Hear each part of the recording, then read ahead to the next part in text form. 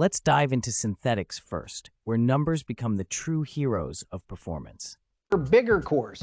Now that's definitely an oversimplification, but keep that in mind as we walk down each company's product stack. Today, I'm testing AMD's top dog with the 6900 XT and putting it side by side with an RTX 3080 and 3070. Ideally, I'd have a 6800 XT in this video as well, but we know how the market is these days. I'll put the rest of the system configuration down in the description below. While we talk through the different benchmarks, I want to show you guys the ray-traced versus non-ray-traced versions of the gameplay so you can kind of compare and contrast the different techniques that we're talking about. Let me know down in the comments if you can even spot the differences. Let's start off with some synthetics. 3D Mark has developed several benchmarks for testing the latest tech, so let's take a look at their ray tracing benchmark. Here, static scenes are being rendered and ray traced using the GPU's compute shaders instead of the traditional rasterization pipeline. This forces the frame rate to be heavily reliant on ray tracing performance instead of other pipelines. By varying the number of sample rays per pixel, we can measure the ray tracing unit's impact on frame rates and frame times. As expected, with only 2 samples per pixel, we see a high level of performance from each of the cards. When we triple the sample size, our frame rate performance gets cut between 58 and 64%. The scaling continues as we increase the sample size, and for better or worse, the RTX cards show their dominance in this synthetic benchmark. But will this translate into real gameplay? Now, let's push the limits and truly stress our CPUs. Hold on to your hats, it's gonna get technical. And see what we can do to it. All right, so we broke out the Y-Cruncher BBP benchmark. This is currently in beta on HardwareBot, and we're gonna go ahead and do 1 trillion digits of pi computation. This should take a little bit of time. We're not in this one for a speed run necessarily. We're in this to load this thing up with a constant hard load that's just gonna stress the CPUs and get them to the absolute max. So currently we're hitting 214 watts per CPU, and our temperatures, our average across the die is actually 69.1 degrees Celsius.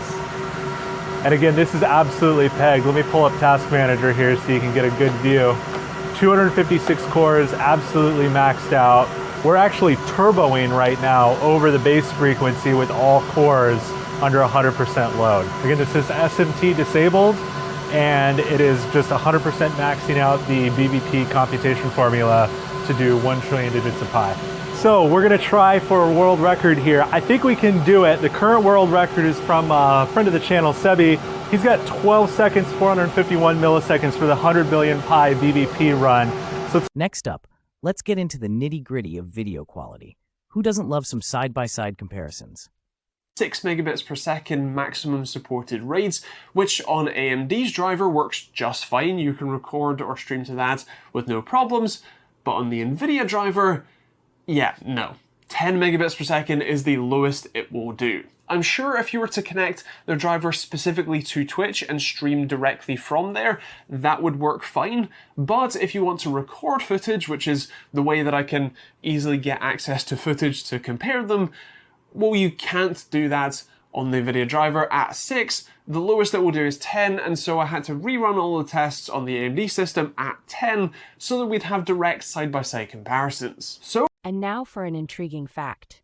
Did you know VRAM can make or break your gaming experience? Let's see how that plays out in our benchmark testing. So I tested some games that use quite a lot of VRAM, starting with Flight Simulator.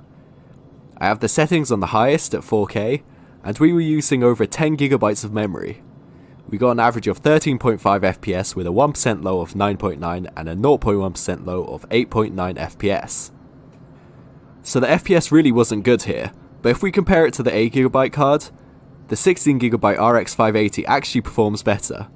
The RX 580 8GB only got 10.9 FPS on average, with a 1% low of 9.4 and a 0.1% low of 8.3 FPS. I guess this does go to show that the 16GB can actually make a difference in games, but the only problem is the actual RX 580 GPU inside is just not powerful enough to play games at these settings. Finally, I tested Star Wars Jedi Survivor at pretty much max settings at 4K. The 16GB RX 580 was using over 10GB of VRAM again, It achieved an average of 7.2 FPS with a 1% low of 6.9 and a 0.1% low of 6.8 FPS. So this is pretty bad, but at least the RX 580 8GB performed worse at just 6.5 FPS on average, with a 1% low of 5.1 and a 0.1% low of 4.9 FPS. Out of Curious about how these powerful GPUs stack up against each other? You're in for a treat. Let's explore the results. And just like that, we see the key differences in performance. Don't get left behind on your next gaming rig. In the ever-evolving world of GPUs, choosing wisely can save you from buyer's remorse. Keep these insights in mind, and to wrap it all up, optimize your build, and your wallet will thank you.